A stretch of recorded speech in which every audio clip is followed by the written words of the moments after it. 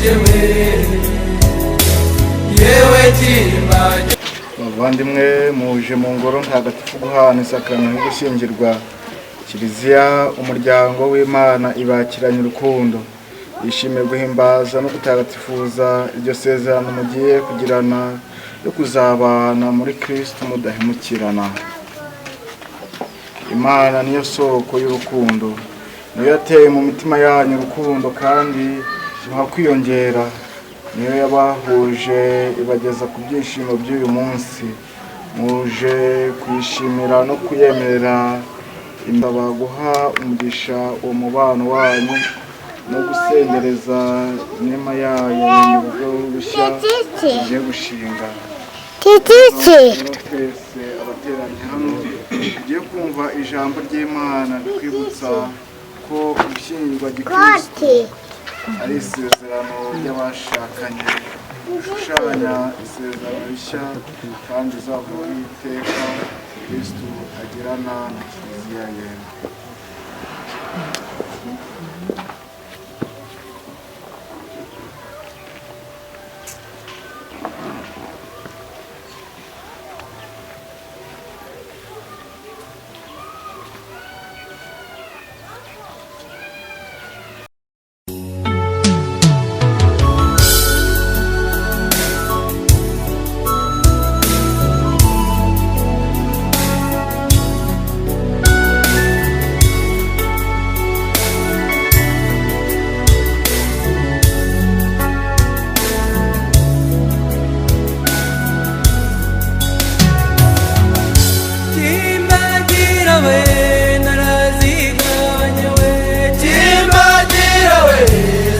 Cyaguherekejewe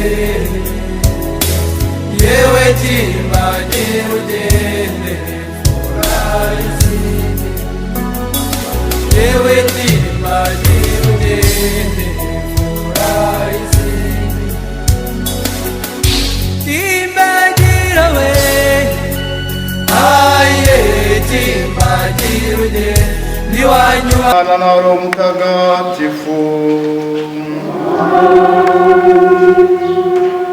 Inema y'Umwami wacu Yezu Kristu n'urukundo rw'Imana Data n'ubusabane kuri Roho Mutagatifu buhorane na hamwe.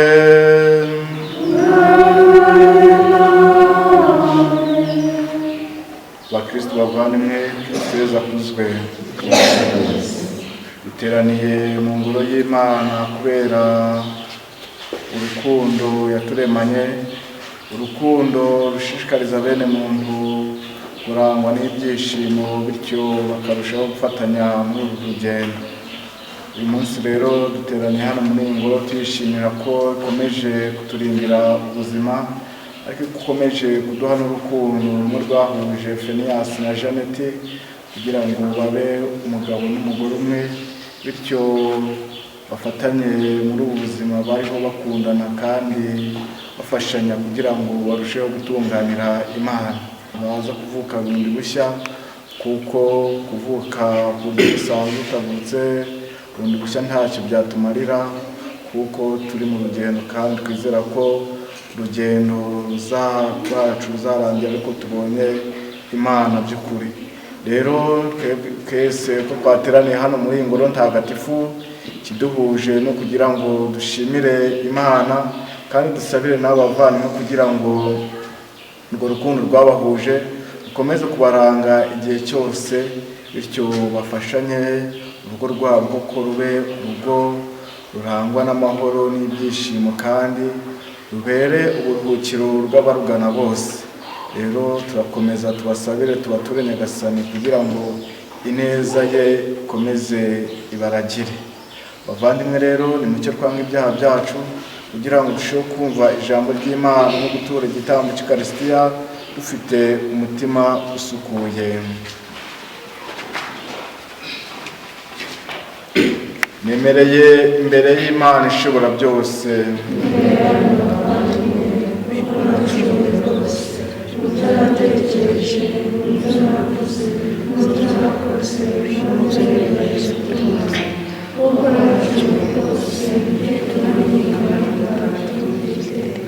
Oh,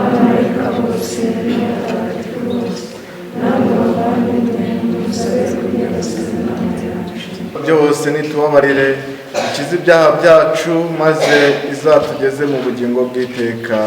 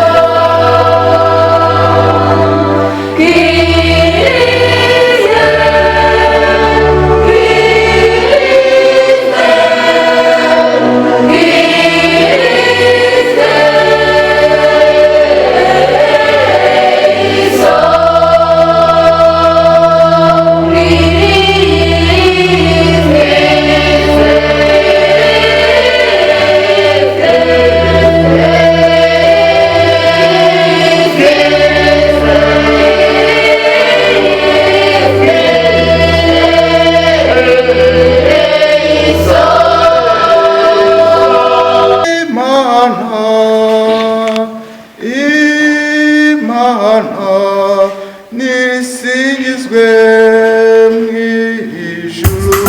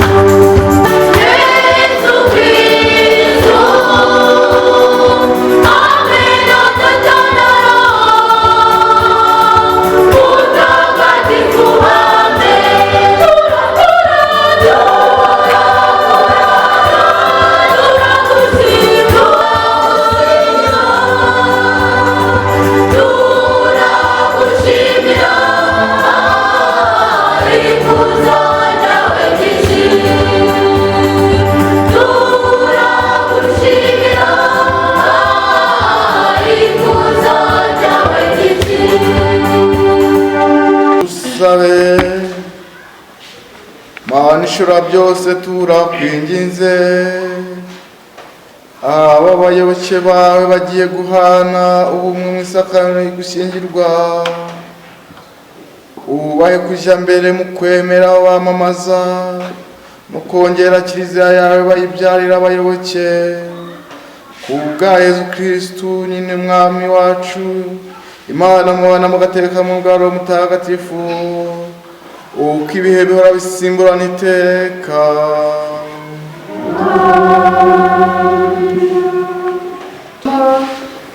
Yo mu ibaruwa Pawulo mutagatifu yandikiye Abanyefezi.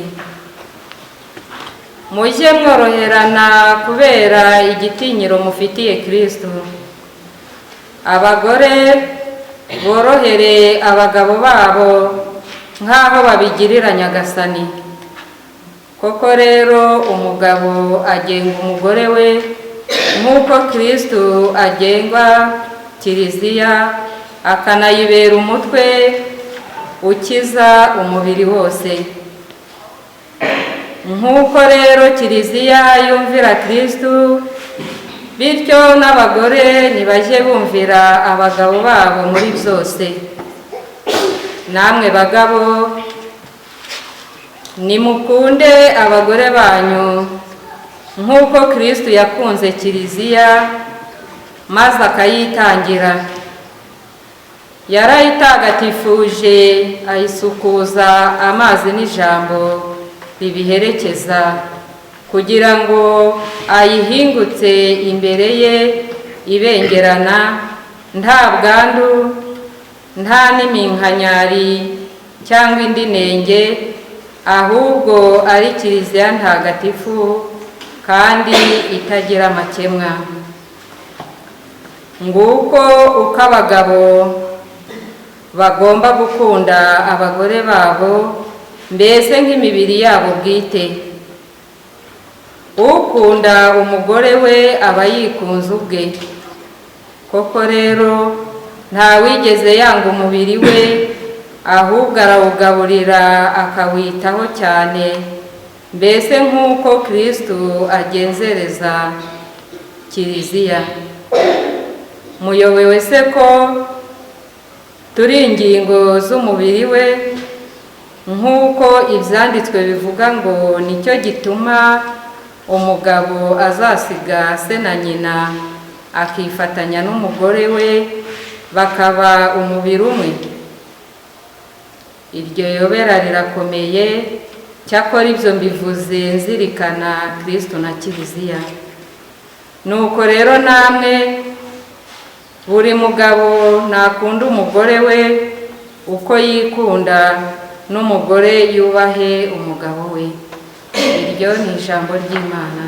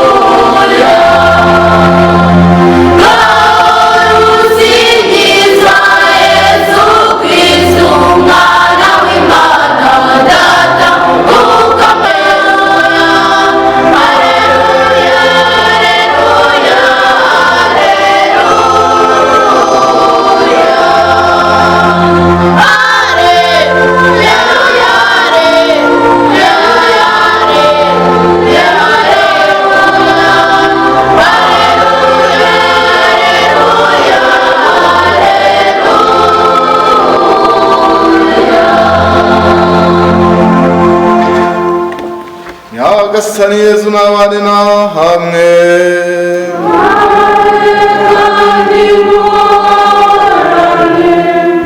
Amagambo yo mu Ivanjiri ntagatifu uko yanditswe na Yohani.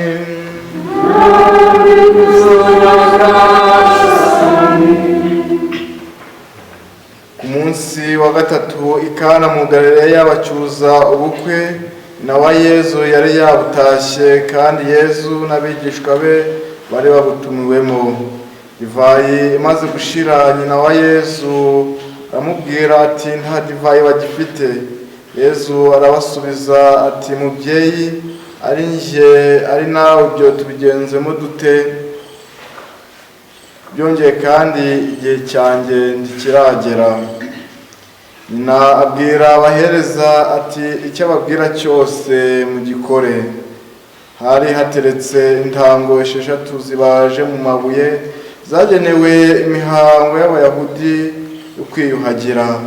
Intango yose yajyagamo inshuro 2 cyangwa 3 z'ikibindi.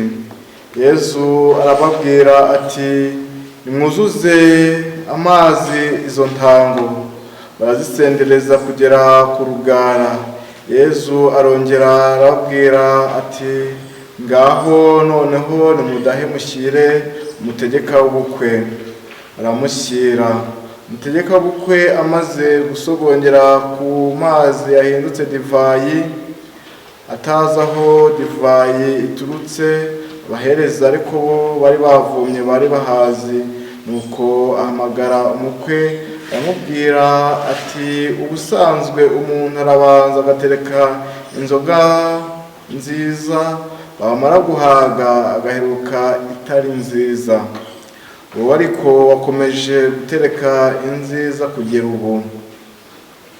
Aho i Kana mu Galilaya niho Yesu yatangiye ikimenyetso cye cya mbere, maze agaragaza ikuzo rye. Nuko abigishwa be baramwemera. Ibyo birangiye Yesu amanuka ajya i Kafarinawumu ari kumwe na nyina n'abavandimwe be n'abigishwa be. Nuko bahamara iminsi mikeya. Iyo ni ivanjiri ntagatifu.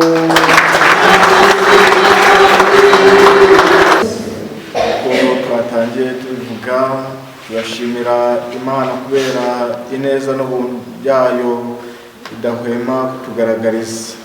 Iyo neza n'ubuntu bwayo nibyo biduha kwakira urukundo rw'Imana. Rumwe rwatumye Imana yohereza umwana wayo Yesu Kristo kugira ngo umwemera wese atazacibwa kandi agire ubugingo bw'iteka.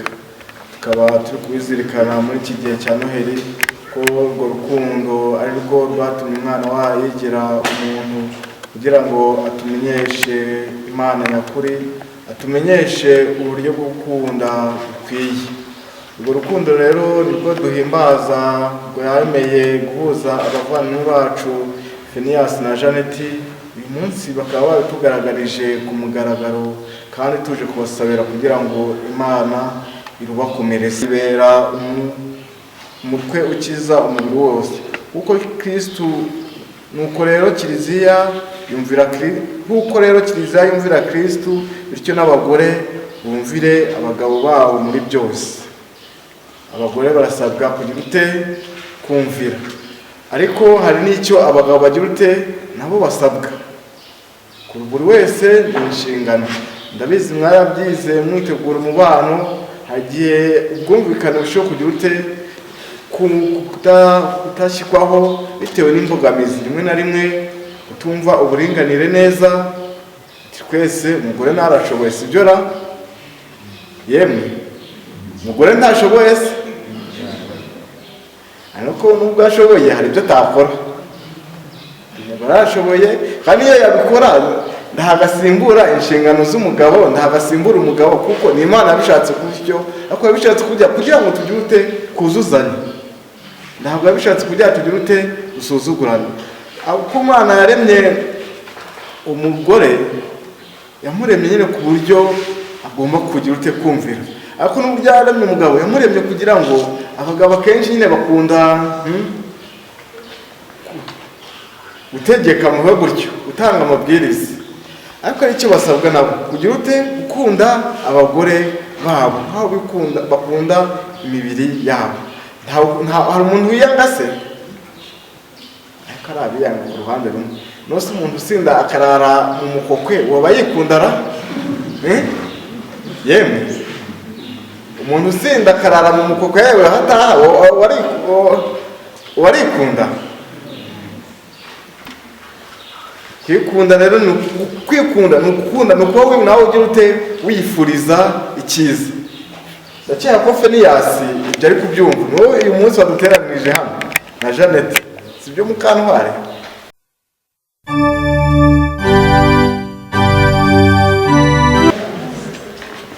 Nibyo dushikisha ubwenge byose. mwemera Imana Data ushobora byose waremye ijuru n'isi. Mwemera Yezu Kristo umwana w'ikinege w'Imana, umwami wacu wabyawe na Bikira Mariya, akababara agapfa agahambwa akazuka ava mu bapfuye, none akaba yicaye iburyo bw'Imana Data. Mwemera Roho Mutagatifu na Kiliziya Gatolika ntagatifu, umwuga batagatifujwe, mukabane bya bikizwa n'izuka ry'imibiri yacu n'ubugingo buzahoraho iteka. Nuko rero Imana ishobora byose se umwami wacu Yezu Kristo nibabe hafi, ibafashe guhamya ibirindiro mu ngeso nziza zishingiye ku ivanjiri no amaze gusubiramo mu ruhame rw'ikoraniro. Bavandimwe, sinshidikanya ko mwaje hano kubera ukwemera, ukwizera n'urukundo mufitiye Yezu Kristo umukiza wa twese. Iyo migenzo myiza niyo yatumye mwiyemeza guhinduka burundu, mukareka kugengwa n'ingeso mbi, kimwe no guhunga Imana. Ubwo rero mwiyemeje kuyigarukira n'umutima utaryarya, ngaho nimuvugire hamwe isengesho ryo gukiza ibyaha.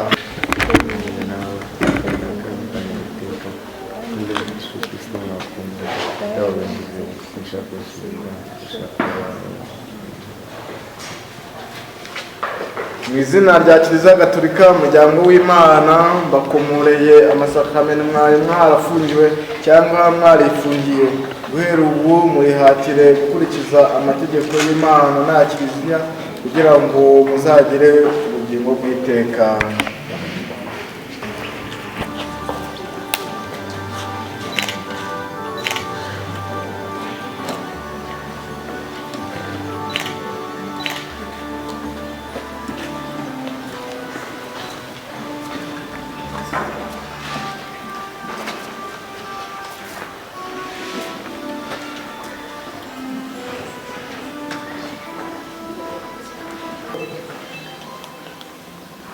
Imana itubwira ku byerekeye abashakanye. None rero bageni, mwaje mu Kiliziya kugira ngo urukundo rwanyu rwemerwe n'Imana imbere y'umusaserdoti no mu maso y'ikoraniro ry'abakristu. Urwo rukundo mufitanye Kristo ararusendereza, imigisha ye ararwuzuza kandi arukomereshe isakramentu mugiye guhana, kugira ngo mwebwe abo atagatifuje ku bwa batisimu mushobore kubana iteka mudahemukirana, kugira kandi muzagire neza kandi murangize neza imirimo yose igenewe abashakanye. Niyo mpamvu imbere y'ikoraniro ry'abakristu nshaka kubabaza ngo mumbwire uko mutekereza mu mitima yanyu byerekeye isezerano mugiye kugirana.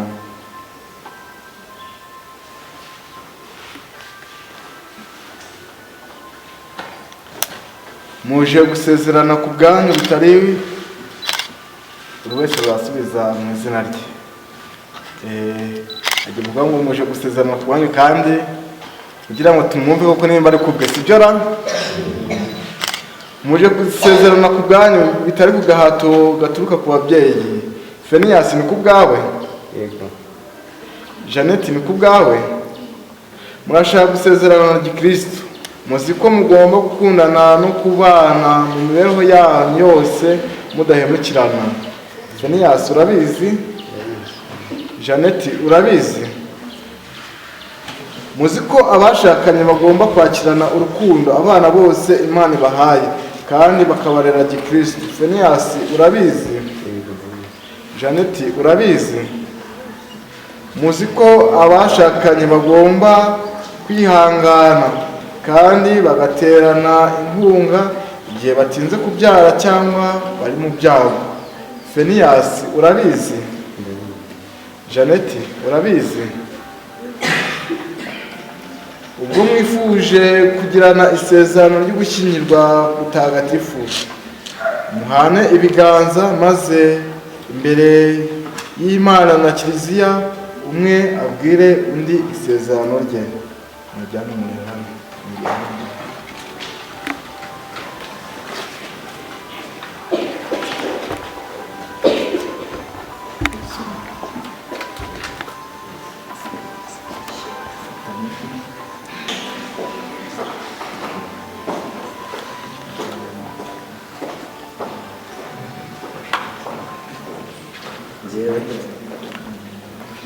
Njyewe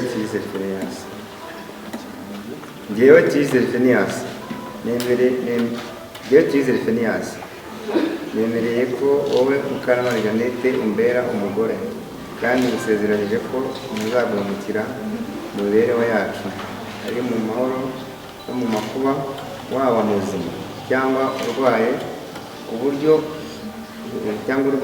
buryo nzagukunda kandi nzakubaha iteka ryose kugera ku gupfa. Amen.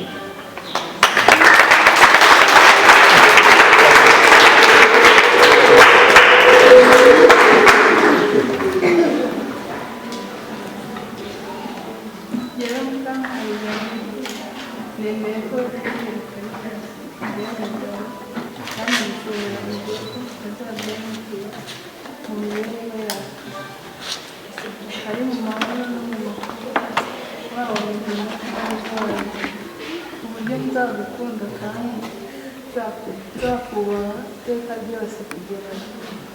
Amen.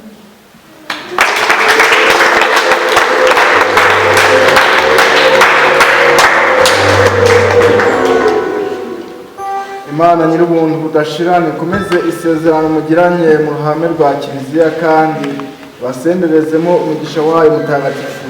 None rero icyo Imana yabumbiye hamwe umuntu ntakagitandukanye, ku izina ry'Imana Data na Mwana na Roho Mutagatifu. Amen.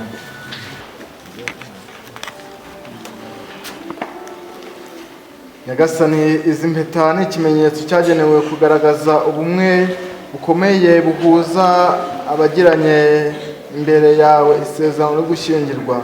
Turakwinginga rero uzihe umugisha wawe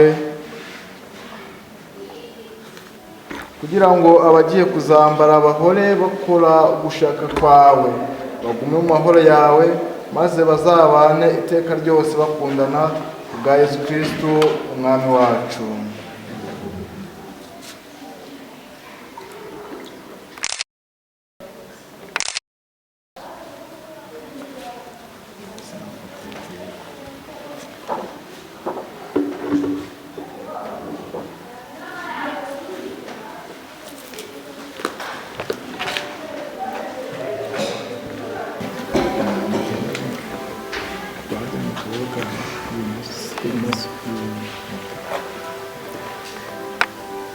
Wowe Mukantabana ni ikimenyetso cy'urukundo dusezeranye ku izina ry'Imana Data na Mwana na Roho Mutagatifu. Amen. Sinzi igihe nsigaje ku isi, sinzi umubare w'inyenyeri, ariko hari ikintu kimwe nzi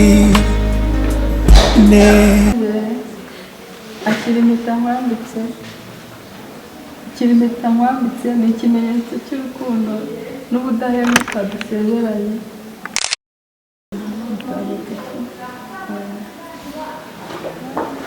si 100%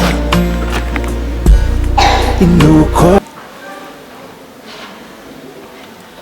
bavandimwe mumaze gushyingirwa mwabaye umwe, none rero muzakundane nk'uko Kristo yakunze Kiliziya ye. Amen. Mwangiza amashyi rero n'impundu.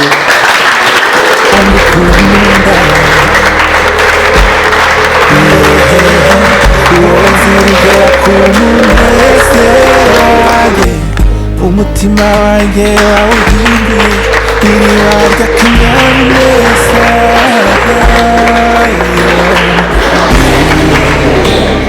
indoro yawe inkoraho ntashyikira, undi kazamukunda kandi kazamwubaha iteka ryose kugera gupfa. Rero reka tubasabire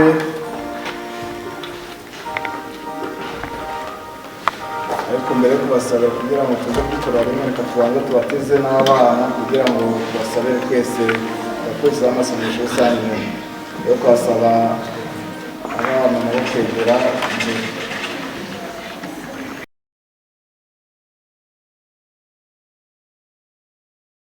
Mwazanye hano ni ingabire mwahawe n'Imana. Nta byishimo dushobora kugira birengeje ibyo kunguka umwana. Twese twaje kwifatanya muri ibyo byishimo kugira ngo dushimire Imana ubwo buntu yatugiriye. Nyamara ariko twakoranyijwe gusa no gushimira Imana ko yaduhaye kubyara.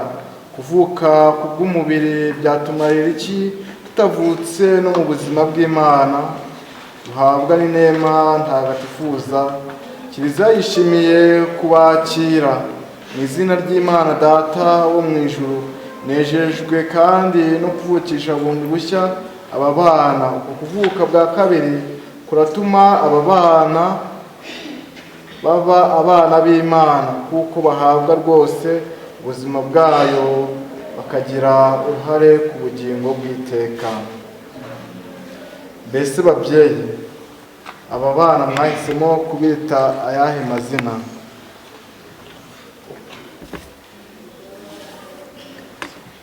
Izi byose kwinifika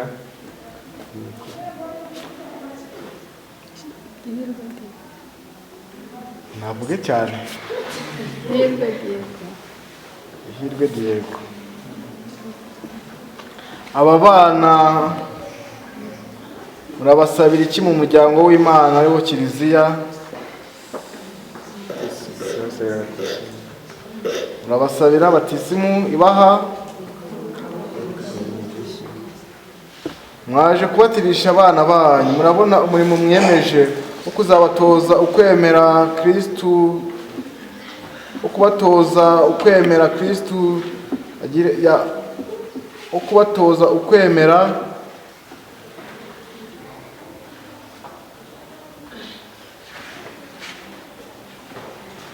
murabona umurimo mwiyemeje wo kubatoza ukwemera Kristu na Kiliziya yamamara muzabishobora.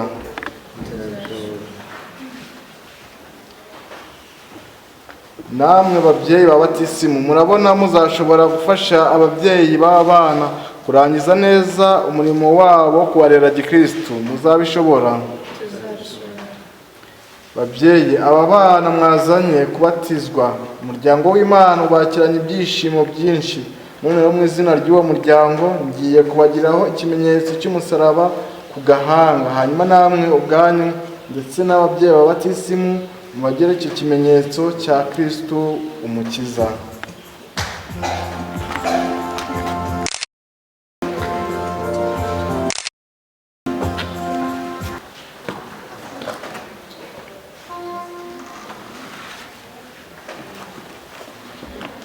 Bakristu bavandimwe, batisimu ni sakramento ridufungurira amarembo y'ijuru, ridufungurira amarembo y'andi masakramento duhabwa muri Kiliziya. Ku bwacu ntacyo twakishoborera tutayobowe na Roho Mutagatifu kandi atadukomeje.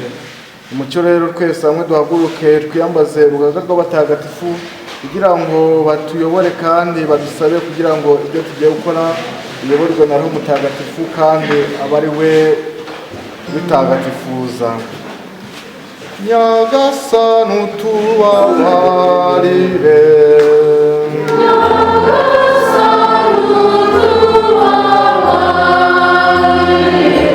Kristu utubabarire.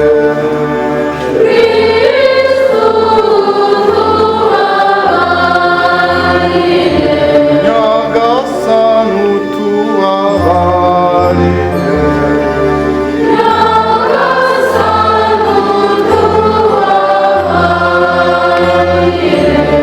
Maria mutagatifu muvyeyi w'Imana, udusabire.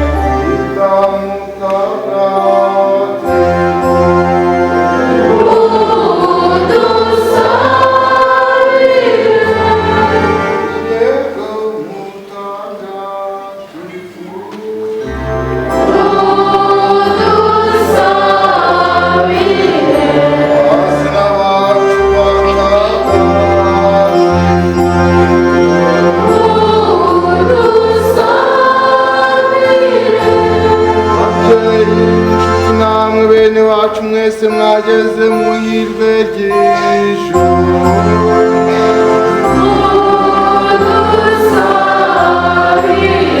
Batagatifu namwe batagatifu kazi Imana,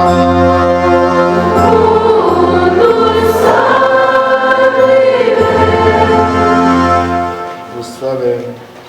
Mana ishobora byose, ugahoraho iteka wohereje umwana wawe mu bantu kugira ngo tuvane ku bubasha bwa Sekibi kandi akure muntu mu mwijima, maze atwinjize mu bwami bw'agatangaza bw'urumuri rwawe.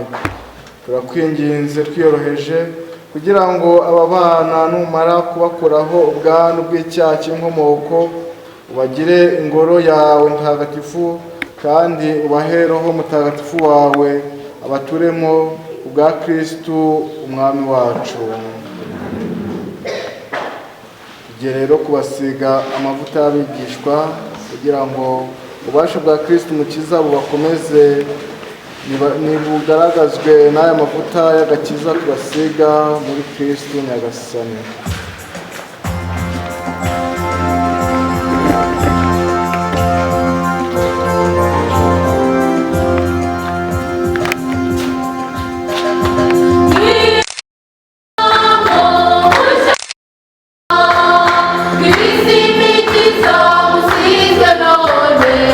Mu isakaramentu rya batisimu aba bana mwazanye bagiye guhabwa ku bw'amazi na Roho Mutagatifu ubuzima bushya bukomoka ku rukundo rw'Imana.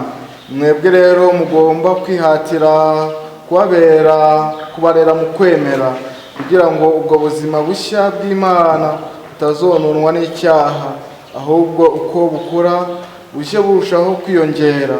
Niba rero ubukristu mufite ari bwo bwatumye muzana aba bana banyu, niba kandi mwiyemeje n'umurimo wo kubarera gikristu, nimwiyibutse batisimu mwebwe ubwanyu mwahawe musubira mu masezerano mwagiranye n'Imana, ariyo kwanga icyaha, gukurikira Yezu Kristu no kumwamamaza. Ukwemera kwacu twese, ukwemera kwa Kiliziya yose, aba bana bagiye kubatizwamo kubera iyo mpamvu rero twese turahaguruka.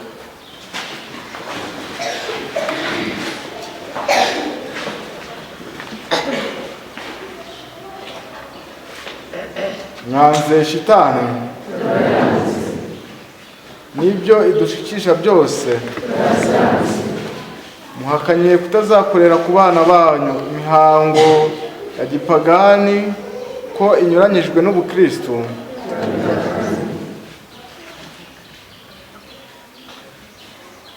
Feniyasi aha hantu na Janete murahumva neza? Yego. Mwemera Imana Data ushobora byose, umuremyi w'ijuru n'isi? Mwemera Yezu Kristu umwana w'ikinege Nyagasani wabyawe na Bikira Mariya, akababara agahambwa yicaye iburyo bwa Se? Mwemera Roho Mutagatifu, Kiliziya Gatolika ntagatifu, urwunge rw'abatagatifu, ikizwa ry'ibyaha, izuka ry'abapfuye n'ubuzima buzahoraho? Nguko kwemera kwacu twese, nguko kwemera kwa Kiliziya yacu twese twiyemeje kwamamaza muri Kristu Nyagasani. Murashaka ko aba bana banyu babatizwa muri uko kwemera kwa Kiliziya twese tumaze kwamamaza muri aka kanya? Murabishaka? Bye.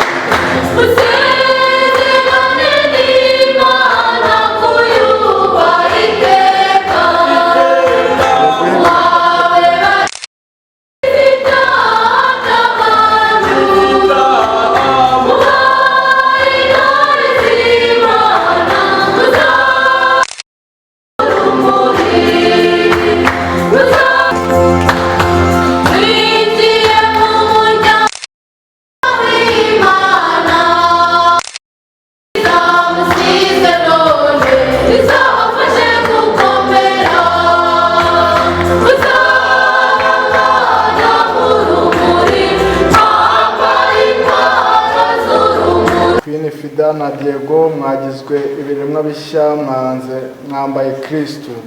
Uyu mwambaro wera de wamenyeshe ubuturwe bwanyu. None rero muzafashwe inama n'ingero nziza muhawe n'ababyeyi bavandimwe n'inshuti, maze muzawugirane mu buzima bw'iteka butanduye.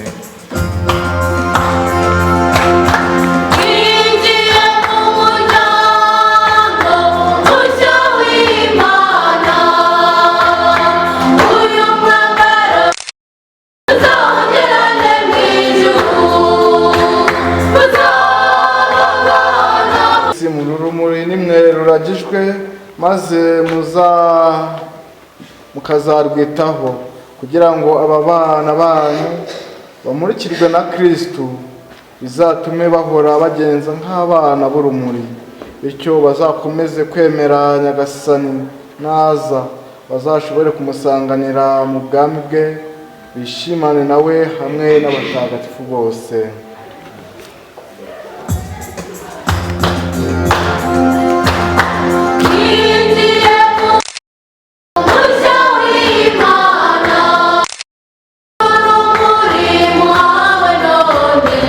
Aba bana bavutse bavandimwe ku bwa batisimu, aba bana bavutse mu buzima bushya, maze bitwa abana b'Imana, kandi nibo koko. Umunsi umwe kubw'ikomezwa Roho Mutagatifu azabagira abakristu bahamye, bazagira kandi uruhare ku meza y'igitambo cya Nyagasani, niho bazaririmba Imana hamwe n'ikoraniro ry'abatagatifujwe bayita bati dawe uri mu ijuru. Bavandimwe rero mumfashe dushimire aba bana baronse ubuzima bukesha batisimu bamaze guhabwa.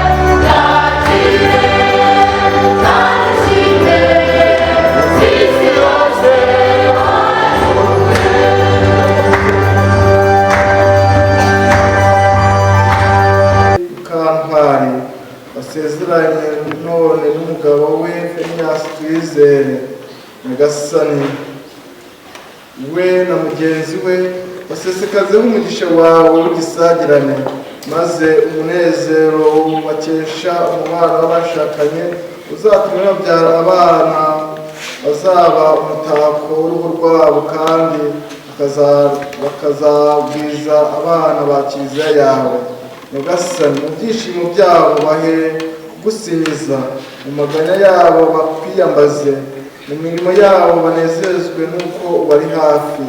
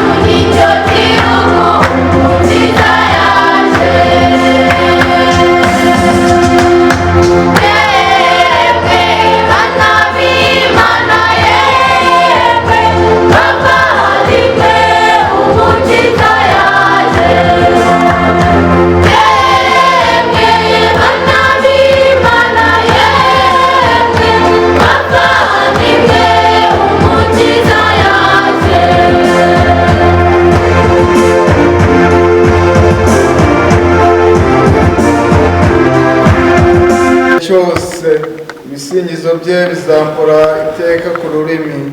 Musogongereho maze mwumve ukuntu Nyagasani anyura umutima, arahirwa umuntu umwiringira. Dusabe. Mana ishobora byose turakwinginze,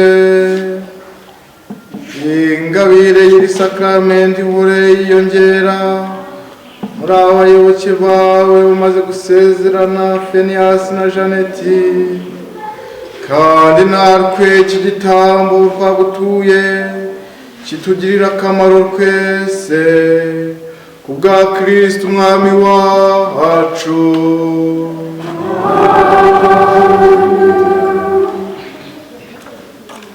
Bavandimwe, Kristo Yesu akuzwe. Turashimira Imana yo yakomeje kurinda abavandimwe bacu Fenias Tuyizere na Janeti Mukantwari, bakaba ibagejeje ku munsi w'ubukwe bwabo. Ni itariki itazibagirana mu mateka yabo, tubasaba ngo izabe itariki y'umwihariko, itariki y'isengesho, itariki yo kugaragaza urukundo Imana ikunda bene muntu. Rero turabifuriza umunsi mwiza, bakomeze bagire ibyishimo bituruka ku Mana. Rero namwe mwese turabashimira mu buryo mwabaherekeje, kugira ngo tubasabire ku Mana bityo urukundo bafite barusheho kurugaragariza kandi boroherane muri byose. Rero mwese mugire umunsi mwiza. Tubashimira kandi n'abo bana bavutse bundi bushya ku bw'amazi n'abatisimu bahawe, bityo amazina yabo akaba yanditse mu gitabo cy'ubugingo. Turabasaba rero ko yanditse azabaharanire koko kuzajya kubana n'Imana bemeye, bakazabishyikaho bafashijwe n'uburere bahabwa n'ababyeyi. Rero mwese mukomeze kugira umunsi mwiza, dushyigikire abavandimwe kandi ntibibe gusa uyu munsi, ahubwo tuzagumye tubabe hafi. Abicaye mwahaguruka tugasoza.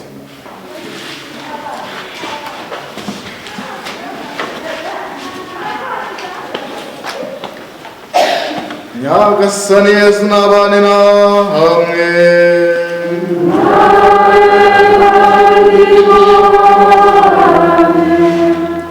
Nyagasani Yesu wemeye gutaha ubukwe bw'Ikana, naho abasakaze mu mugisha we kandi awuhe n'abanyu bose. We wakunze Kiliziya kugera ku ndunduro, nasakaza ubutitsa urukundo rwe mu mitima yanyu. Nyagasani nabahe gutegereza mwishimye amizero mahire, mwamamaza ukwemera gushingiye ku ikuza rye. Namwe mwese bavandimwe muteraniye hano, ushobora byose nabaha umugisha, Imana Data na Mwana na Roho Mutagatifu. Ubushyana n'amahoro n'ibyishimo bya Kristo.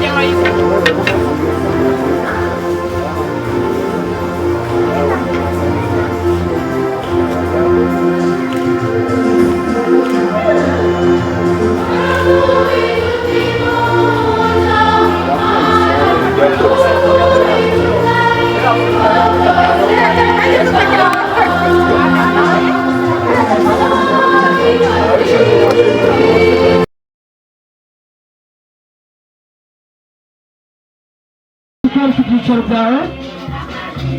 Ndasaba ababyeyi karibu Franziza, karibu hano iwacu, turakwishimiye cyane.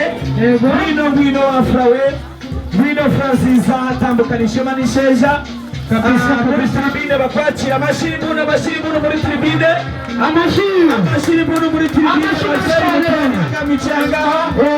Twakiriye intore yaje iyoboye izindi ntore zaturutse hariya mu mudugudu wa Kabuye. Murakaza neza muri sanga, uko bimeze batambukana Ishema n'Isheja rwose, bakimbagira aho bari hose, nibatambukana Ishema n'Isheja, nibaze tubereke ibyicaro byabo. Ababyeyi batubyariye abana muri batisimu, aho bari batandukanye, aho bari batandukanye bose. Nanone MC nakumva rwose ngo byahetse Phineas, Isheja na Force rwose mwakaza neza muri sanga. Ngo byahetse Jeannette ndetse na mama we, batambukana Ishema n'Isheja rwose kabisa rwose. Mutambuke rwose, mutambuke musange rwose, nta n'usigaye mukanguriya. Mukomeze rwose mutambuke, umuturuka arahari. Hanyuma bereka aho mwicara, abereka ibyimbo byanyu, hanyuma muca akarugi kabisa. Abereka ibyimbo byanyu, hanyuma muca akarugi bose aho bari, ntibakimbagiye baze babereka ibyicaro byabo. Abaje baduhekeye umugeni, nta n'usigaye, ntibakimbagiye tubereka ibyicaro byabo. Mwafuramwe, karibu rwose. Ariko turasaba ko MC ndakumva Franziza, abatumirwa bakiri inyuma nibatambuke. Nabo ndi kubabwira rwose, umutumirwa uri inyuma nawe natambuke. Abatumirwa bakiri inyuma nibaze. Karibu rwose, batambuke rwose, tubereke ibyicaro byabo. Abatumirwa bakiri inyuma rwose, karibu. Mutambukana Ishema n'Isheja. Ntabwo baraza, hari abahashyitse ariko abandi ntabwo barahashyika. Reka nabyo bikurikirane, ndaje mubwire bikurikirane baze, hanyuma tubereke ibyimbo byabo, hanyuma bace akabogi. Niko bimeze. Yego, n'umutumirwa pare na marene rwose, nabo batambukana Ishema n'Isheja, hanyuma batambuke. Batambukire kwishima rwose, niko bimeze. Yagikoze pare na marene baze rwose kabisa.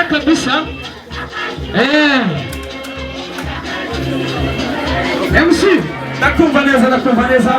Elias arimo arambwira, yego, akazuba kari kumwica, ndakumva neza. Ariko naho abatambuke bareba ibyicaro kabisa bya Jeannette ndetse na Phineas kabisa rwose, bimeze neza. Mutambuke neza mwafurame bose, nibatambuke neza mwafurame muturebere. DJ nawe za ndirimbo arazitegura rwose, hagiye gushya rwose. DJ agutegurire neza, DJ hagiye gushya rwose, hanyuma bari mu Kayanza nabo ubambirire nabo baramuvango babo nabo barabyumva rwose fasta. Hanyuma abadiga icyo n'abatarageze ibiganza ngo bambire niba umutekano wose, burengeze ibiganza turebe umutekano wose, umutekano uri fresh. Bazamuhaguruka mwese, abari muri tribune namwe muse, abari muri tribune namwe ni muse.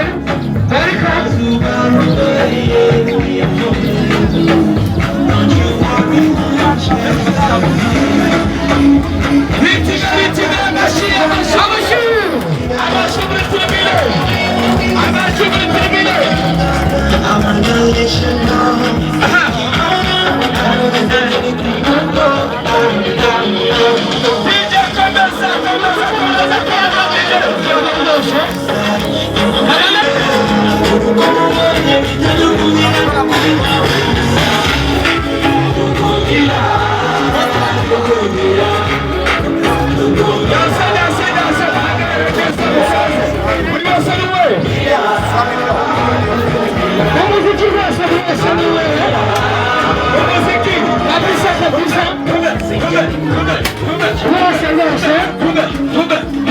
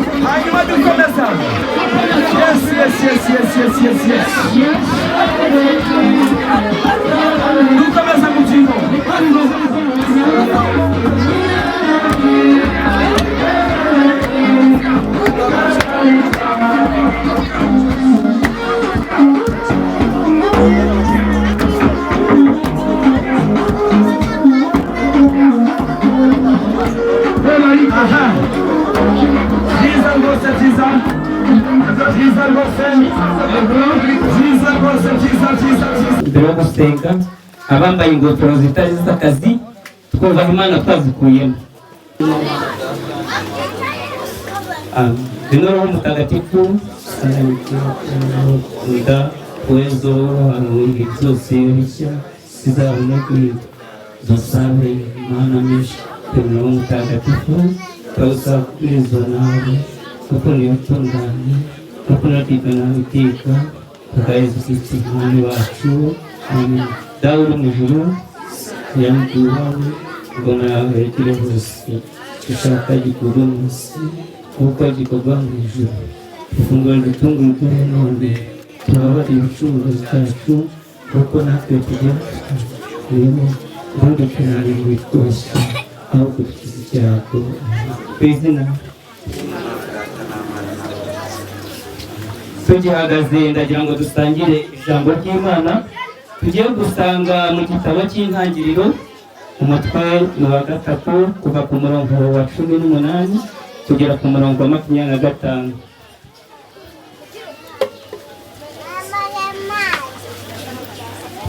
Murabana Imana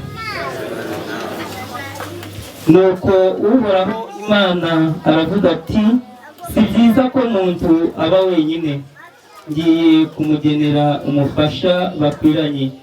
Uhoraho abumba mu gitaka inyamaswa zose zo mu ishyamba n'inyoni zose zo mu kirere, azizanira muntu ngo arebe uko muntu azita amazina, maze ikinyabuzima cyose kigire izina cyiswe nawe. Muntu yita amazina ibitungwa byose n'inyoni zose zo mu kirere n'inyamaswa zose zo mu ishyamba, ariko muntu ntiyabonamo umufasha bakwiranye. Nuko Uhoraho Imana atera muntu gusinzira ibitotsi bikomeye, arasinzira afata rumwe mu mbavu ze maze asubiranya umubiri we. Ubwo rubavu Uhoraho Imana avanye mu mugabo akoramo umugore, umugore amushyira umugabo ariyamira aravuga ati noneho dore igufwa ryo mu magufwa yanjye, ni umubiri uvuye mu mubiri wanjye, uyu azitwa umugore, kuko mu mugabo ariho avuye. Nicyo gituma umugabo asiga se na nyina akizirika ku mugore we, bakaba umubiri umwe. Iryo ni ijambo ry'Imana. Mungundire mu ntizi ibiganza dushimira Imana iyo yatumye Feniasi na Janeti kuri uyu munsi wo kuri 28 Imana ikomeza kubigenza neza. Mu ntizi ibiganza duheze Imana amashyi n'impundu.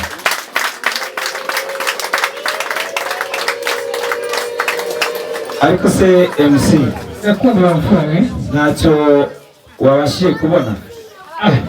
kugira ngo mutubahira byawe na Janet uhaguruke wereke abasore bari hano ubabwire ngo bayi bayi, ubereke n'impeta wakwambitse bose babireba.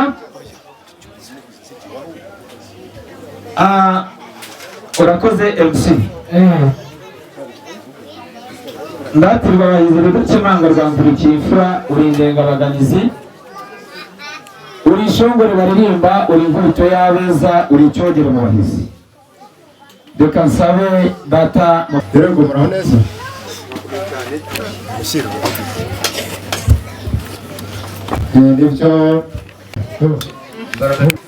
Nibyo twari twicaye hano mu mudugudu wa Gacyamo, umudugudu mwiza uhingwa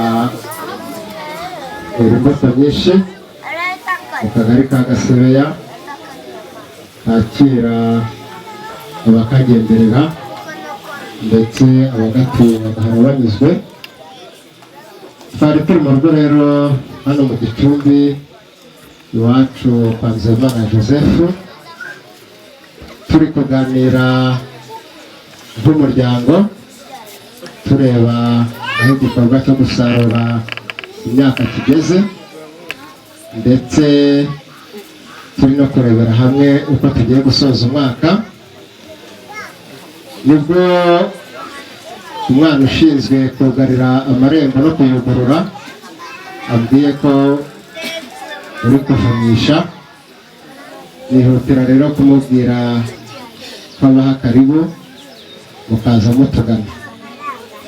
Nanjye rero maze kubona ari mwebwe, nihutiye kubaha karibu muri ibi bigabiro byacu, mbaha icyicaro kugira ngo muruhuke, kuko nabonaga ikirenge cyabo cyerekera hano. Mwicarire mugubwe neza. Hano ni iwacu, nimuza mushaka gukomeza urugendo, nimuza kandi kuba hari ikindi cyifuzo mwifuza kugeza mu gitaramo cyacu, nabwo twiteguye kubatega amatwi. Kizeza kuryo bavandimwe, iteka ryose ugira umwaka mushya kandi mutatangiye n'undi nyuma neza. Murakoze cyane. Mbonye bashimiye kubera ko tuze mu marembo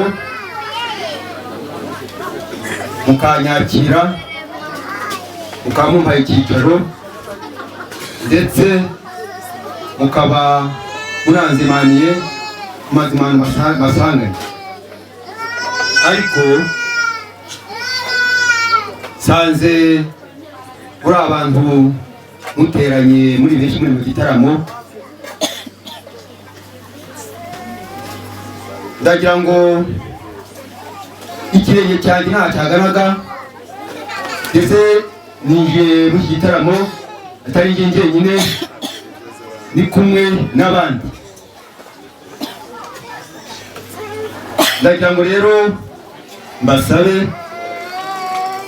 dore ko maze kubamenyesha ko nta handi ndi kujya ari hano, ndagira ngo mbasabe niba munyemerera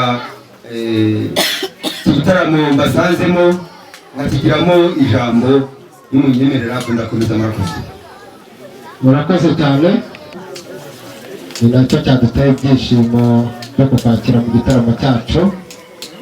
Ngira ngo rero abataramye bagenzi banjye bareke ingingo twari turi kwigaho uyu munsi, tuzisubike, tuzazigarukaho mu gitaramo cy'inteko y'ubutaha, ariko uyu munsi tuguhaye umwanya muri iki gitaramo cyacu. Murakoze.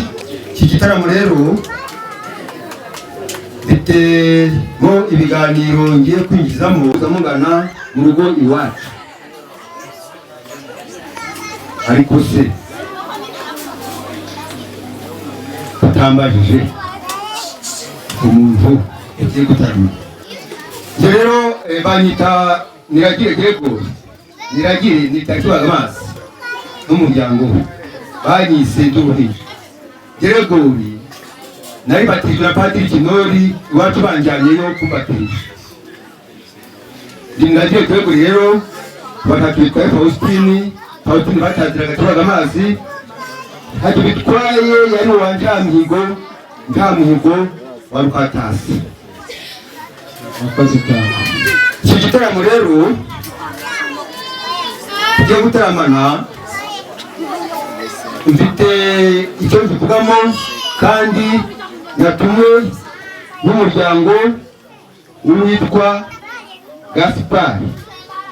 Gaspari wandi muri kwa Faustini umusaza Sigisire.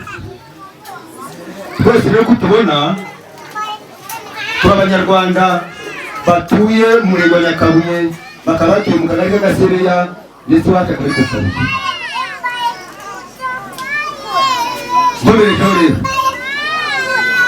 nk'uko turi gutaramanye, ubushize waje mu rugo iwacu uje gushaka urukundo, uje gushaka ndetse n'umugeni. Twagusabye ibisabwa kugira ngo tukwemerere umugeni kandi unamutsindire.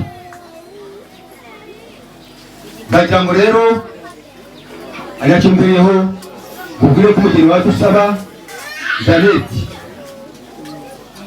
uyu munsi w'itariki nk'uko wabyifuje ndamuguhekeye ndamukuzaniye. ndagira ngo Jeannette wadusaba iwacu ahaguruke mugushyikirize, nawe mushyikirize umuryango cyangwa se umusore wamugutumye.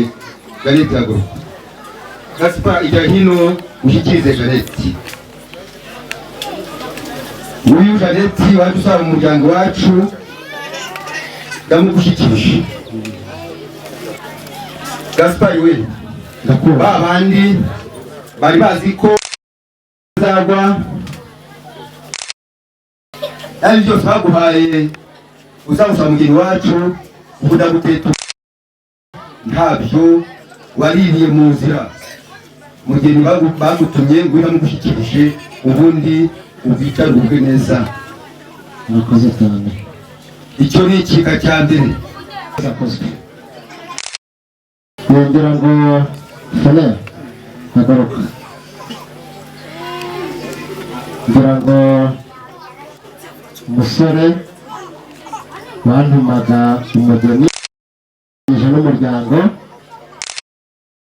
ahobere uwo yantumaga, koko ikindi navuga yumviza amashyi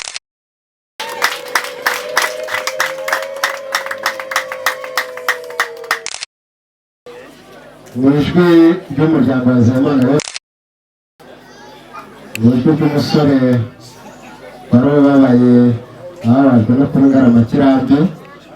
Nanjye ndagushimiye ku mugaragaro ko Mukantwari Jeannette natumwe, nateruriye ibibindi bitagira ingano, nateruriye umunani wa mbere n'uwa kabiri, nagendeye amajoro n'iminsi ko umumvikeye ukamungezaho hano mu muryango, nkaba mushimye.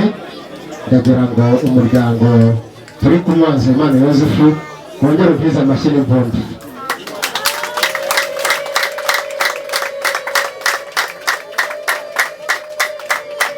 Ibyo mbere ndagushimiye Jeannette, twamubonye kandi turamwakiriye. Murakoze cyane. Murakoze cyane gushima. Ndagira ngo umusaza Gaspard ahaguruke agusuhuze.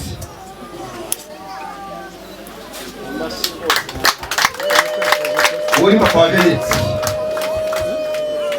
Jeannette afite basekuru. Ndagira ngo basekuru ku ruhande rwa mama we no ku ruhande rwa papa we bari hano haguruke. Abandi basekuru ba Jeannette. Jeannette ntabwo ni imfura iwacu ariko si n'umuhererezi. Jeannette afite abavandimwe be bavukana. Nagira ngo babashije kumuherekeza bahari bahaguruke bagejeho.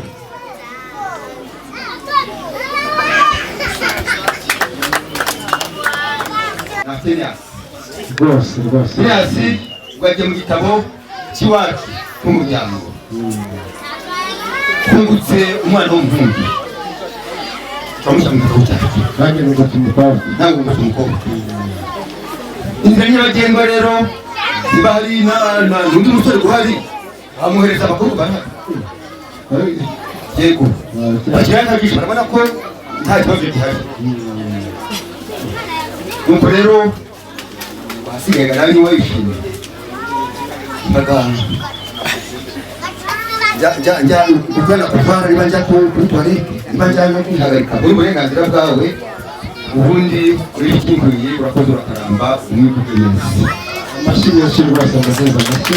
Twongeye no kutubwira ijambo ryiza cyane naryo ririmo ibyo twari dukeneye. Twaje dusaba ingufu, dusaba imbaraga, dusaba ugomba kudususurutsa. None mutubwiye ko Jeannette atari umunebwe, ko yarezwe mu rugo rukora mu muryango. Uyu musore ubona hano imbere yitwa Uwihirwe Dieu. Arakoze cyane, ndagira ngo uyu mumama nawe atubwire inkuru bari kumwe kuko impamvu yabyo. Murakoze. Nanjye impamvu mubona mpagararanye n'uyu mukobwa wanjye yabaye uwanje kubera ko namubyaye ku bwa roho. Yitwa Queen izi byose Fida. Murakoze cyane. Ndagira ngo rero uyu munsi twagize umugisha ukomeye nuko twungutse umuhungu n'umukobwa tugahita tunabibatirisha ibyacu n'ako kanya. Aba rero nibo babyeyi bacu batubyariye aba bana muri batisimu. Mubyeyi wanjye si ibyishimo kuri njye no kuri wowe, kugira ngo bagiye kudufasha igikorwa gikomeye kizatuma dukomeza gutarama ahangaha. Kugira ngo rero ibi byishimo n'ubundi tubikesha ko natwe dufite abandi babyeyi. Kugira ngo Feleyasi ababyeyi begere hejuru batubyariye Feleyasi, mubarebe mubaduhere muradushimira abo babyeyi baradufashije cyane. Agera ahangaha Feleyasi ntavuka wenyine,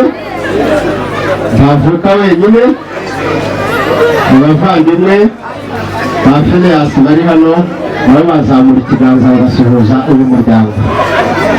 Turasaba abageni tukabahabwa, ariko natwe turabatanga. Dufite imiryango twagiye duha abageni, dufite abakwe.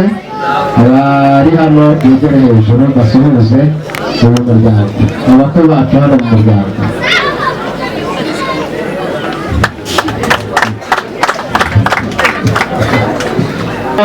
Hano muri iki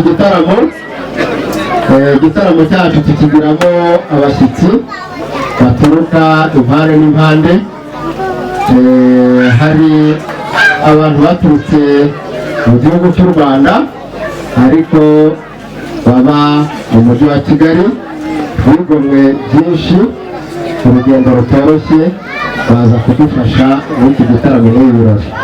Ndagira ngo izindi family n'izindi nshuti zaturutse i Kigali abageze hano muri iki gitaramo begere hejuru basuhuze uwo muryango uri hano. Bose bagejuru rwose,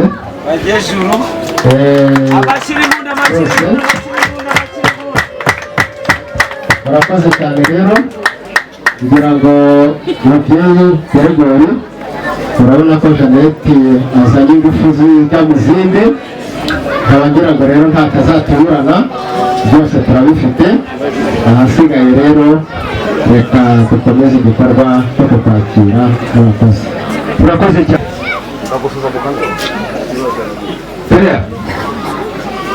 Turishimye muramuze kuri intwari uyu mwanya babyibuze usure ntama amashiri mbona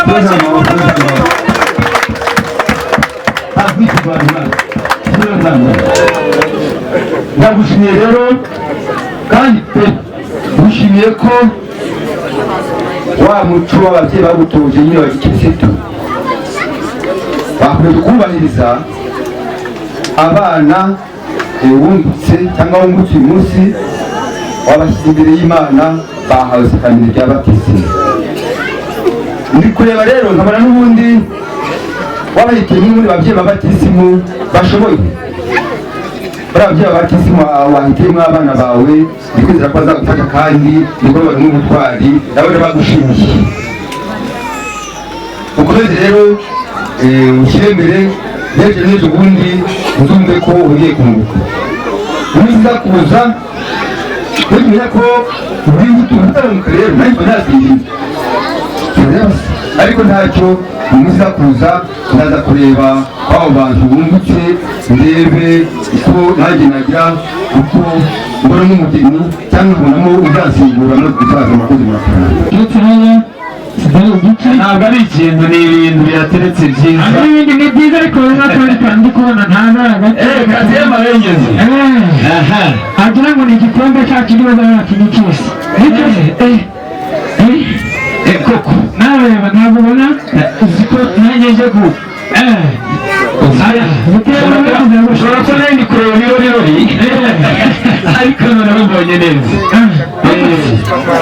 Duhange amaso natwe turebe ibyakorewe, turebe iby'i Kigali, reka turebe ariko buriya natwe kutwereka umuco na hano iwacu hano mu mujyi w'Inyakabuye twatangiye kubibona neza. Yego rwose siko bimeze se, niko biri rwose.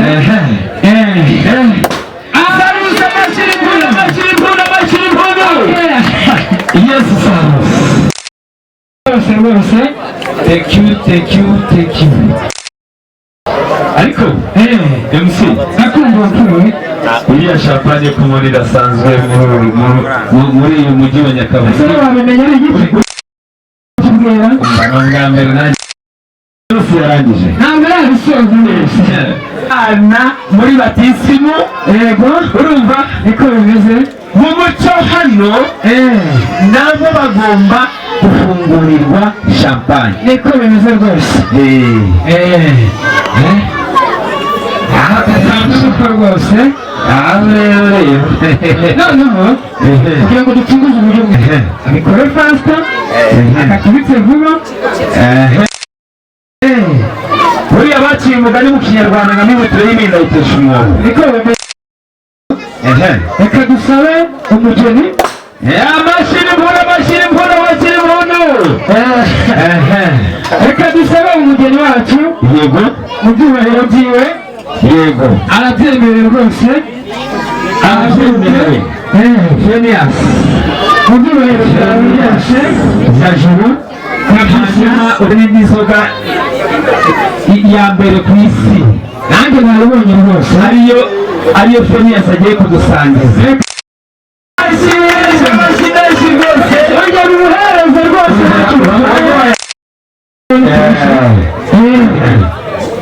Hanyuma reka turebe Jeannette nawe. Reka turebe Jeannette mu masoni menshi rwose. Phineas uretse gato yicariye rwose Phineas Chakawiki.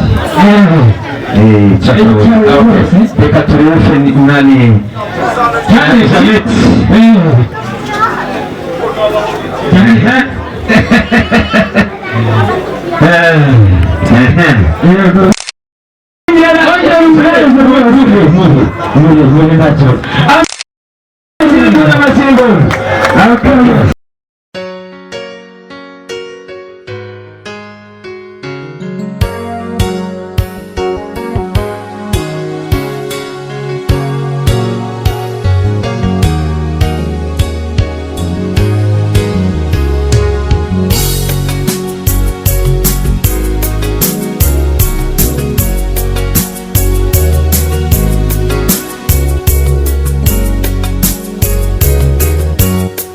Karumuna kacu gatesi wacu ugende neza amahoro meza ihorere mama niko bigenda ugiye tudakwanze ugiye tudakwanze uzagaruka udusure we kana kamama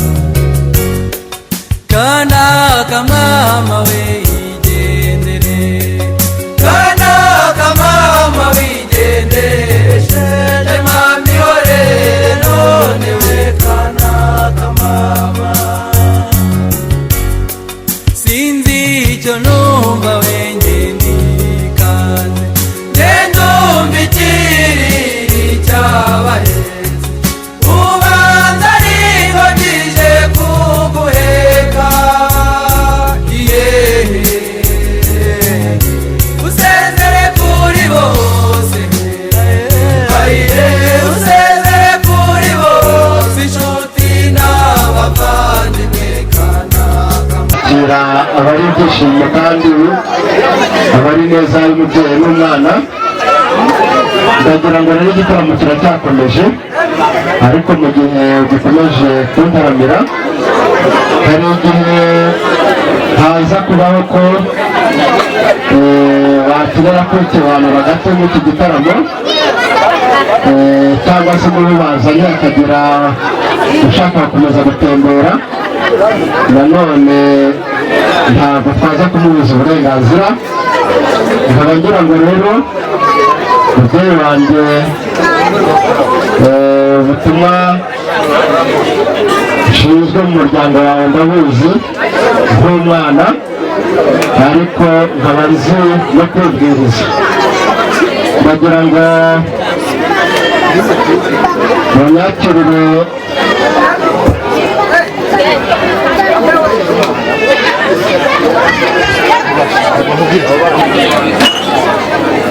ntabwo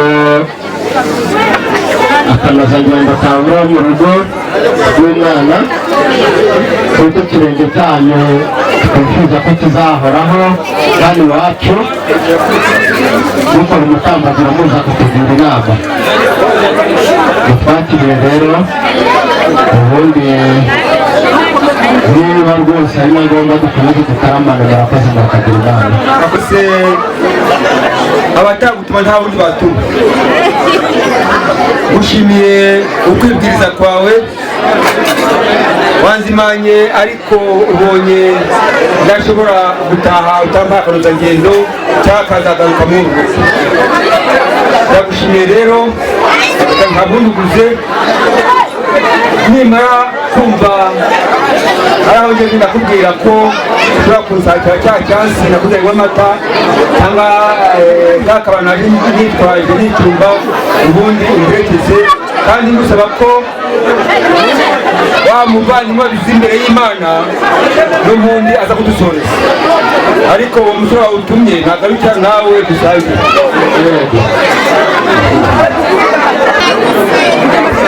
uko mwateraniye ahangaha muri umuryango wa Yozefu Nzeyimana mwene Kanyarubaho Michel, Imana yarahamagaye kuko mumukunda ngo mumufashe ibiro by'umwana we mubisange. Uwo mwana yabonye ibirori by'uko yagabanya umugeni uvuye mu maboko y'Imana. ibyo leta bo babikemuye kare. Ubu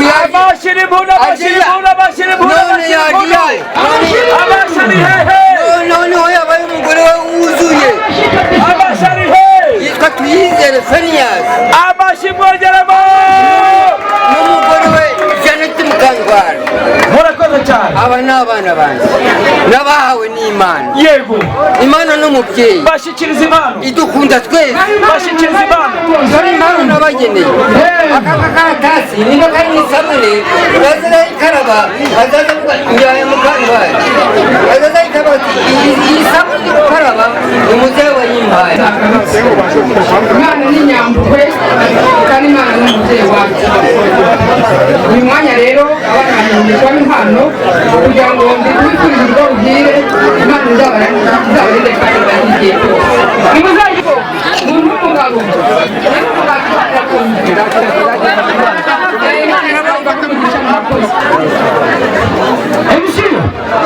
inshuti n'imiryango cyawo by'abana rero ubundi afunguye na nyoko nyine iremurira nanjye ni bofu. yego abahagaze hejuru y'umusaza, mubona akabona umusaza imyaka yari amaze ashinze urugo ni myinshi, ariko umuryango wose twishimiye muri rusange. Intambwe yateye muri mu ijwi ry'umuryango, ni kujya kumuha akagero kumushimira intambwe yagezeho.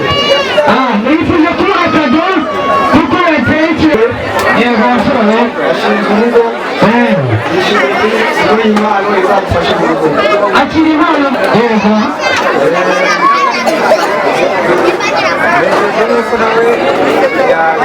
yakoze ikirori kandi tugakora ikirori cyiza kimunezeza, nanjye nishimiye kumva ibyishimo ndanezerewe nshimishijwe yuko ubonye umufasha ku mugaragaro bikaba bishimishije ariko urugendo ruracyari rwose umuntu uzakomeza kunyuramo umwanya rikiriho sinzakwibagirwa ndagushimiye ku ntambwe wateye imana izabubakire kuko dushyitse kandi turi kumwe igihe n'imvura ibiri ukakuba igihe murakoze cyane yego yego kora rimwe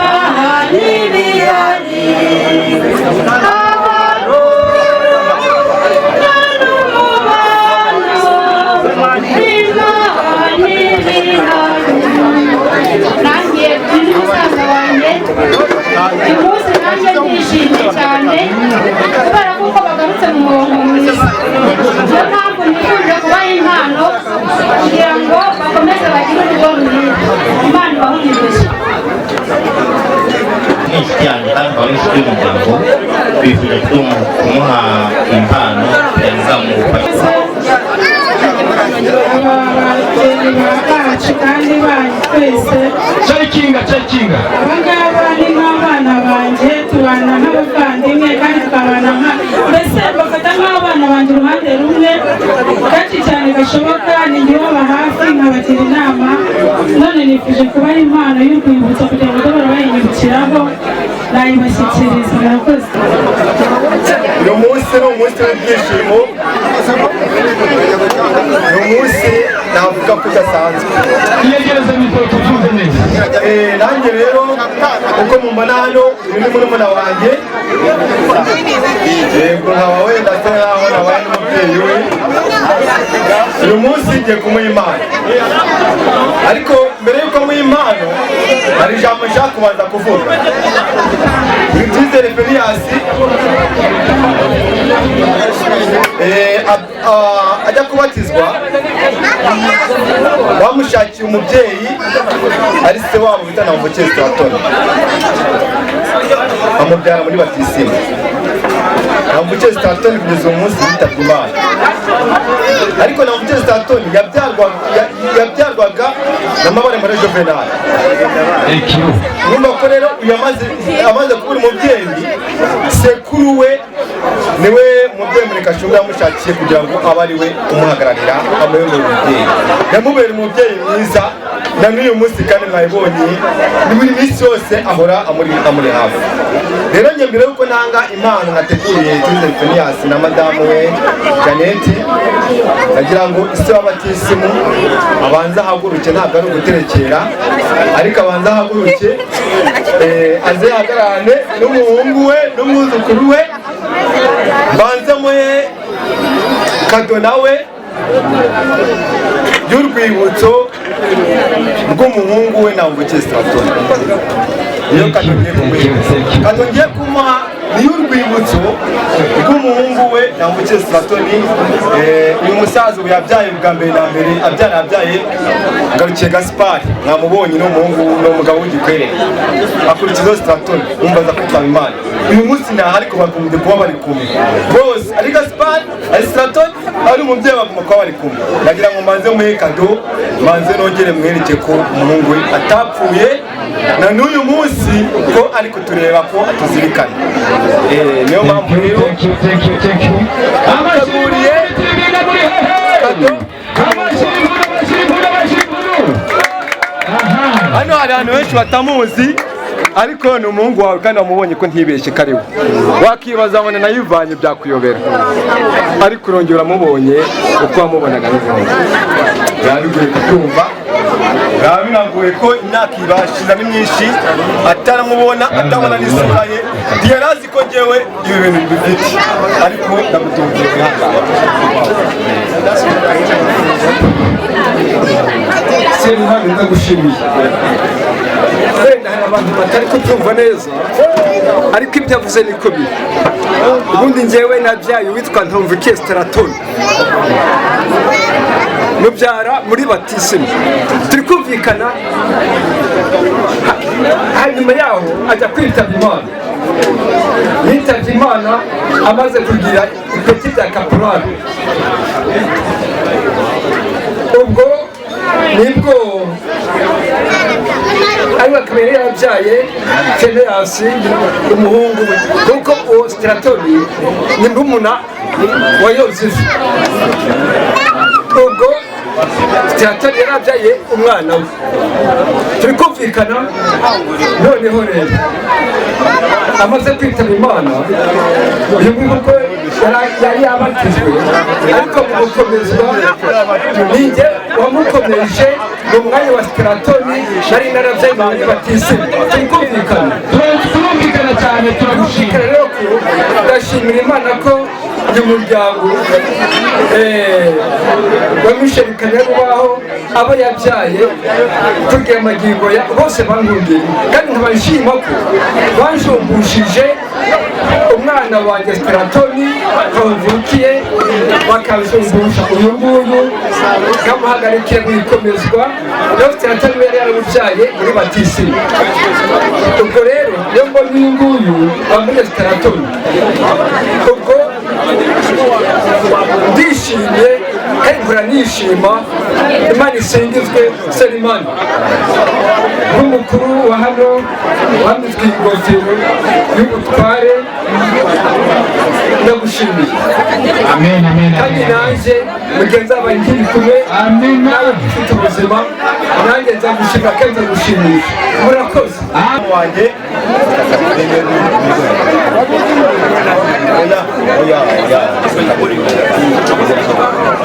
natwe twifuje guhereza murumuna wanjye.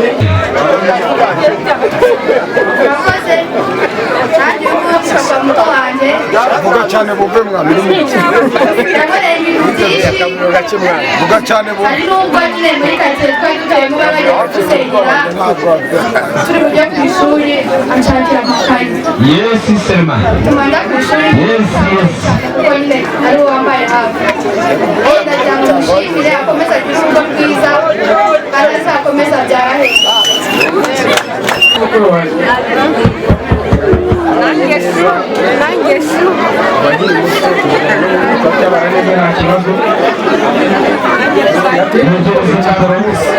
Yegereze tukumve neza. Ashobora urugo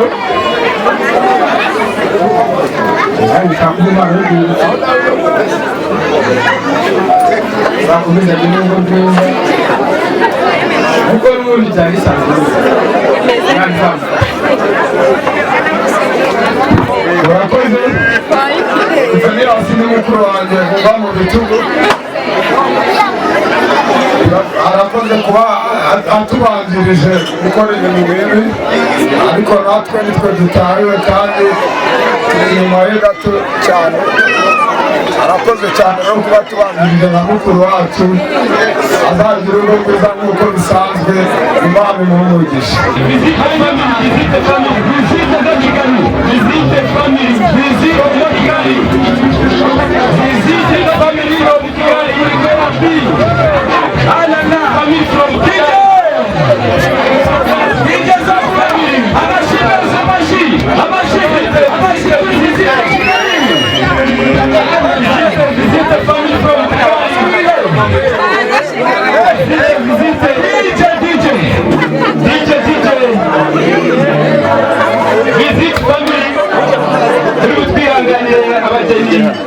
muve mu byimbo byanyu.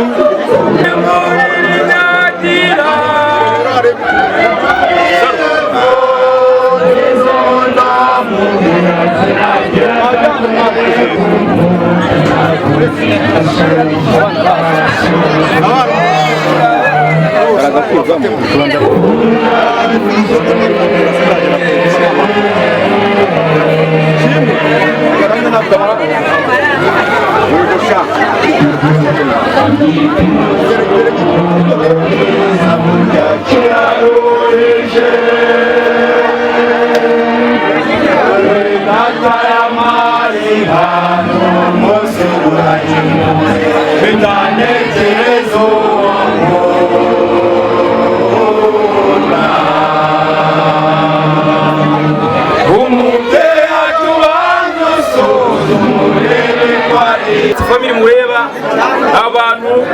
dufashe kwasiteri tugeze inyuma y'ishyamba umuhanda uracika tumanuka n'amaguru.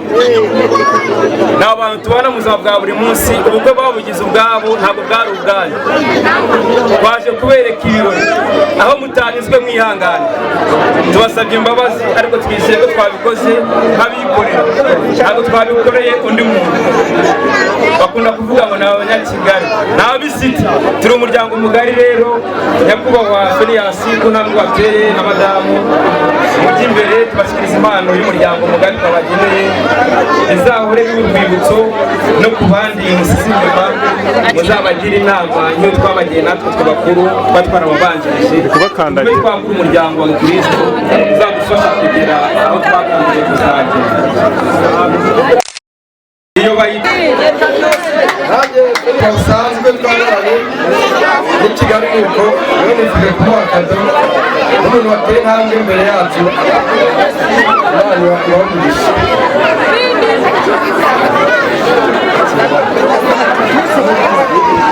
kuko nanjye mbona ko ari impano ikwiriye kandi neza, niyo mpamvu umwana wanjye nanjye kumuha akado. ariko Feliyasi n'umuvandimwe se akaba n'inshuti yacu, akaba yifuje guha umuhungu wanjye impano izamufasha gutera imbere urugero rwa gikirisitu ndetse n'ubuzima busanzwe. Ngaho imbere yabo bashimira kubera ko ntabwo batekereje. Umuhigo twatangiye turawuhiwe kuri uyu munsi ku itariki ya 28. Nanjye rero nifuje kubaha ishapure, hanyuma ndagira ngo bambikane uko babikoze mu kiliziya. Ako kantu niko rwose. Hahirwa bazabana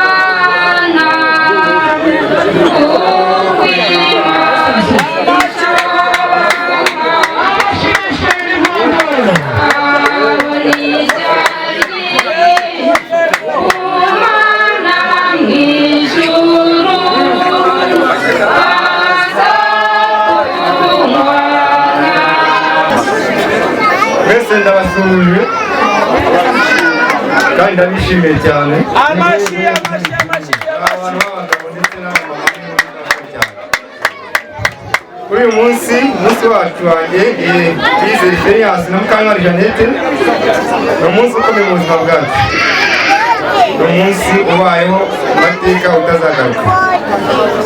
Dushimiye buri muntu wese wagize uruhare muri ibi birori, kuko yabataba abantu ntabwo twari kubishoboye.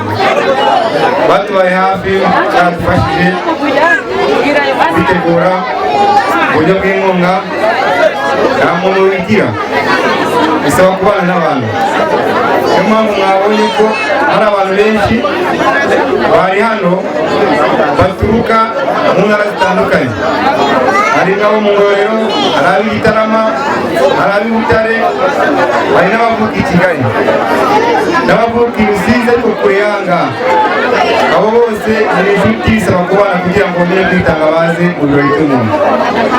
Kuri uyu munsi rero sinabona icyo nawe buri wese mushimira, ariko najyanye impano ebyiri. Impano imwe ndayiha umusaza Ngarukiye Gaspari. Gaspari ni koordinateri wacu twese muri visite, adufasha byinshi, ntacyo nabona gikwiriye cyo kumuhereza kuko nta buryo bufite. Nagerageje uko nshoboye, ntabwo azangaye umwana we, ntabwo azangaye icyo muhaye. Ndamushimiye cyane, atuba hafi, atugira inama, akomerezeho n'ubundi. Imana imuhe umugisha. Ndamushimiye cyane, abyumve. Imana imuhe umugisha.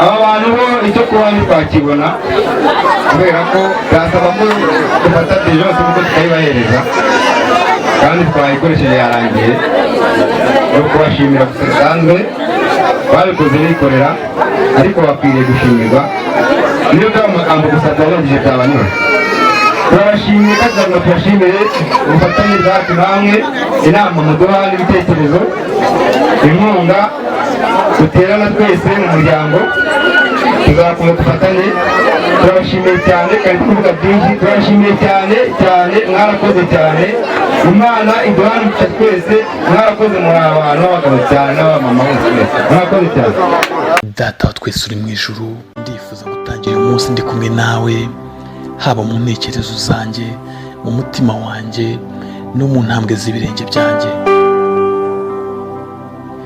undinde kubera abandi umutwaro ahubwo mberere imbuto nziza